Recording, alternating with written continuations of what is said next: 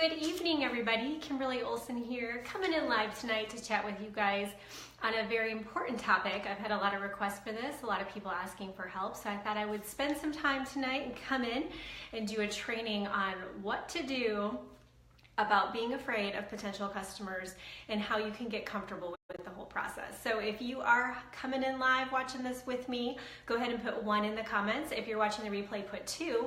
If you're new and have never seen any of my trainings before, please put new in the comments. And if you are going to share this video, which I highly recommend, especially if you have a team of people you're working with, it's your job to get this kind of information out to them to help them.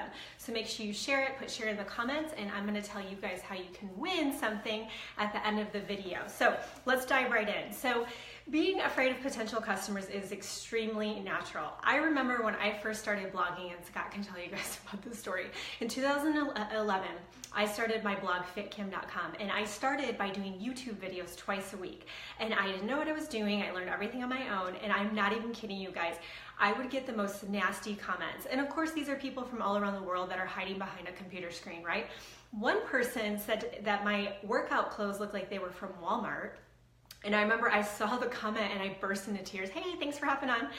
And I remember sitting at the kitchen table and I saw the comment and I burst into tears, and luckily Scott was there, and I said, you know, this person said I'm ugly and I have Walmart clothes, which who cares? Like, if it's cheap at Walmart, like, who cares?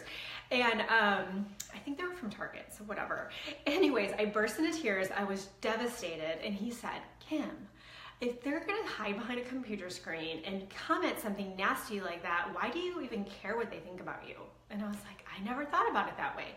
So if you guys think about it, we are afraid of rejection, right? That's why a lot of you are kind of, I don't want to reach out to people and I'm afraid.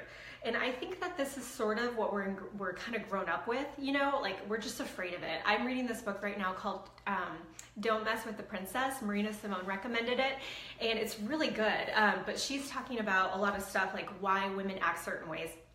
And she talks about rejection. So this is what I want to teach you guys tonight, how to overcome being afraid of your potential customers. So what I have learned over the years, I've been selling since I was 18 years old. I sold Cutco knives. If you don't know what those are, it's almost door-to-door sales. I won a scholarship my second summer, and I got into management when I was 19. At one point, I was training, educating 97 college students. It was pretty crazy. But from that experience, I learned that the best way to sell is to actually not sell. Okay, so we're gonna unsell ourselves, and we're gonna learn how to share and not sell. So if you're taking notes, you guys, I want you to remember that, and I want you guys to start thinking about it. It's sharing, not selling. So what do I mean by that? The very first thing I want you to do, and I want you to pass this along to your teams, is you want to stop spamming. When you're posting all day long, and you guys, I did a Facebook algorithm training in one of my private groups. If you guys want to get into that group, just post a comment below. Anyways, I did a training on it. Facebook doesn't like that. Your friends don't like that when you're constantly posting, you know, buy my toothpaste, or this great sale. Like, I get it if there's flash sales and stuff like that, and I'm actually going to talk about that in a second. That's fine. Like, if you're posting about your products once or twice, oh, hey girl, once or twice a week, that's fine. But beyond that, you guys, it's spammy. I can't tell you how many messages I get on Facebook that are completely spam. People will message me and say, hey, I'm so close to hitting my goal. Will you buy something from me? And I'm like, I don't even know who you are. It just blows my mind. So the problem is that they're getting trained by somebody to be that way. And that's not okay. It is absolutely not, because it gives the whole industry a bad name. And Facebook, again, does not like it. It's going to get to the point where you can't even promote anything on your personal page. You're gonna have to be really, really careful about it. So I want you guys to start thinking about it differently. You have something to offer. You have something to help people. If it's your product, if you have a great product, then you already know you need to love your product. If you're selling something, and if it could be a brick and mortar business, you can be in a network marketing company. I'm with Monat, so it depends on what you're with. If I was with Monat, you guys, and we had crappy shampoo, I couldn't go out there and share this with my family and friends, but I used the product. It changed my hair. It freaking healed my nasty, dry scalp, and I had lost all my hair. Do you know how excited I was when I started seeing results with it? If I had some horrible product, I wouldn't feel good about that. So if you don't feel good about the product you're promoting or the service, that is your first clue. That's why you are afraid to share, is because you don't feel good about it. So the first check is going to be, what product or service are you representing, and are you excited about it? And if you are, you have something to help people with. It's either solving their problem, making their life easier, saving them time or money. So think about how you felt when you were exposed to it. So when Victoria is the one that introduced me to Monat, when she got me that sample and in one wash I could see the oiliness was going away, I was like, wow, this is amazing. She gave me a gift by sharing it, okay? So it's a gift, it's a blessing to share this with other people. So I want you to think about it that way, you're helping people. Okay, so let's get into the nitty-gritty. What I want you guys to realize is that you have got to expect people to say no. This is what happens when we approach a friend or a family member, or even someone we don't know online. Hopefully if they're online, I can do another training on this, but you need to build a relationship with people before you reach out to them about a product or service. You don't want to just message someone and say, like Benita's on here, I wouldn't message Benita. I'd be like, hey girl, saw your hair needs a little help, hashtag want some Monat. I would never do that. So make sure it's people that you have a relationship with. But if it's your friends, your family, you've built a relationship on social media, this is what I want you to remember. Expect them to say no. Go for no, and this is why. The average person has to be exposed, which I'll tell you what that is in a second, 5 to 7 times before they say yes. I will repeat that. The average person has to be exposed 5 to 7 times before they say yes. If you guys are just hopping on, put 1 in the comments if you're watching this live. I can't see any comments, so I'll answer them later. Put 2 if you're watching the replay, put new if you're new, and put shared if you shared this video. Go ahead in the comments and I want you to put the number of times you were exposed to your current product or business.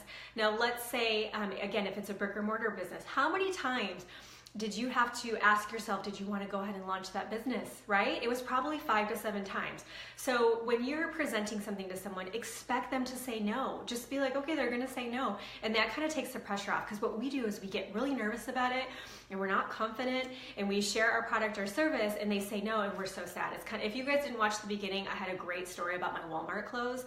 Somebody was really mean to me on YouTube. You need to watch it. But it was kind of like me just bursting into tears, so upset. So if you expect them to say no, it's no big deal. It's like part of the process. I literally told Victoria no probably 7 times, probably more than that. Like I was seriously like, just no. Thank God I finally said yes, changed my life. Amazing. So I want you to expect 5 to 7 no's. This is the average. There's a book of, I think it's Go for No, maybe. If anybody knows the name of the book, go ahead and put it in the comments. So this is what I want you to do. I want you to look forward to the no's, and I want you to understand that exposures is how many times you ask somebody something or give them a new piece of information. So here's an example. Let's say you tell your friends about your product or business, and you message them or you call them on the phone and you're talking to them, and you say, hey, I just want to tell you about what I'm doing. Just want to give you some information out. Would you like some samples? Or are you interested in trying it out? That's one exposure. They say no. Okay, great. A couple weeks later, there's a promotion, some kind of sale. We had Black Friday, which was awesome. We have a promotion today for Monat, like buy one, get one type of thing. So anybody who I've already talked to a couple weeks ago, I can reach out and let them know about the sale. And it's amazing. I share with them and a lot of people go, oh, awesome. They were thinking about it. People just need time, you guys. Not all of us like to just buy things the first time. Then let's say that person says no, you tell them about a sale and they say no. Now, maybe a couple weeks later, there's an event in their area, or you're gonna do an online party. You can reach out to them and say, hey, I wanted to see if you'd like to come to my online party and learn more about what I'm doing. I would really love the support. You might get a no, they might register for it and not come. That is an exposure. Are you guys getting this? Exposures, it's good if they're different. You want them to be natural. You don't wanna just, oh, every other day I'm gonna ask the person. You don't want it to be spammy. You want it to be real. And if you guys can post a comment, anybody that's bought anything from me in your life, so whether it be Cutco knives or Monat shampoo, post a comment and put on there the experience that you had with me. You know, did you feel like I was selling you, or did you feel like I was trying to offer my product or service and find a solution for you if it was a good fit? Okay, this is about helping people. It's about building relationships. And if you do that, it takes all the pressure off of you. It doesn't make it that weird thing. And this goes for social media too. People get weird on social media. You go on Facebook Messenger and all of a sudden, like I'll get comments and someone's like, hi, or they'll wave at me and they're like, how was your day? Like just real weird. Like I don't know who they are. It's just the weirdest stuff. So remember, social media, it's just like you're in person. It's just a little bit different. Okay, so the key is find an organic way to follow up with them. It'll come naturally, and before you know it, you guys, you won't be afraid. Don't be afraid, and don't discount anybody. I call them the chicken list. So chicken list is going to be anybody that you're afraid to tell them about your product or business or service because you hold them up high. You think they're going to say no. You're intimidated by them. Go after those people because you guys, if you don't tell them about what you're doing, they could potentially go and start working with somebody else if you're in network marketing, for example. Or maybe you sell candles. Well, they might go buy candles from somebody else from a different store. So you want to make sure people know. If you're a life coach, that's a great example. If you're a nutritionist, you want your people to know you're in business so they can buy from you. Otherwise, they might go somewhere else. So that's really important. I want to tell you guys that. Okay, a couple of things. Planner.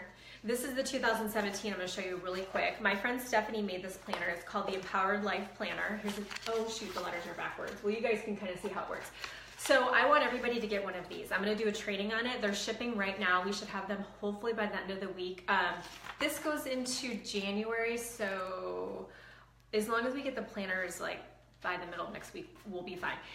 But this is the most amazing planner ever. This is all I use. So what it is, it tells you the first day, the first column is the whole week. So there's a quote, it says this week's goals. So you're gonna pick 3 main things you're working on. How do these goals improve my life? What do I want? There's a wellness tip, there's notes. And then every day I put down my mantra. I put my gratitude. I put my 3 big action steps. I put some things going on throughout the day.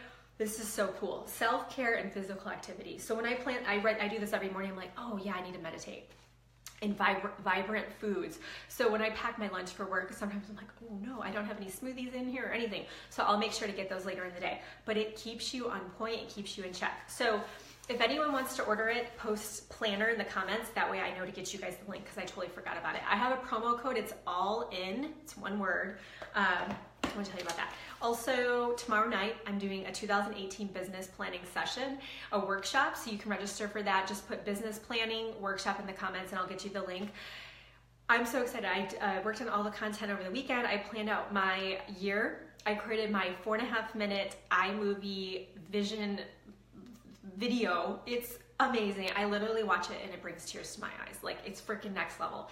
Anyways, the business planning workshop is going to be taking it down for the year, month, weekly, and daily of what you need to do to reach your goals. But we're also going to start with that big picture. So that's tomorrow night. And then also if you want to be in my private group where I do videos like this, but it's a little bit more detailed, a little bit more intimate, and just that daily accountability and coaching. It's called the Goal Digger Group, so you can put group in the comments and I'll get you guys connected for that. Somebody had requested how to make a business, how to do this business part-time when you're working full-time, or maybe you're a stay-at-home mom and you only have part-time time to do it. I'm gonna do that in another video for you guys, okay? So some people were requesting this and it seemed like a good timely topic. But if you are in a business where every month you have to hit a certain amount, you guys, most things happen at the end of the month, so don't give up. No matter where you are, amazing miracle things can happen. What I would recommend if you're frustrated is to let it go, let the outcome go, and just focus on feeling good. I'm telling you, it's your most important work that you can do. You guys can tell I feel good right now, right? I'm feeling awesome. I just am. So if you can be like that and get into that good vibration, good things will come to you and you can just let those things go, stop stressing about it, and let it into your life. It's amazing. So finish strong. Today is Wednesday. I probably won't see you guys until Friday or Saturday, probably Friday. So if you need anything, let me know. Post a comment of any future topics you'd like me to cover. Thanks for watching. I really appreciate it. You guys are awesome. I'm just so blessed to have all of you be in my life. So thank you. Have a good night. Bye.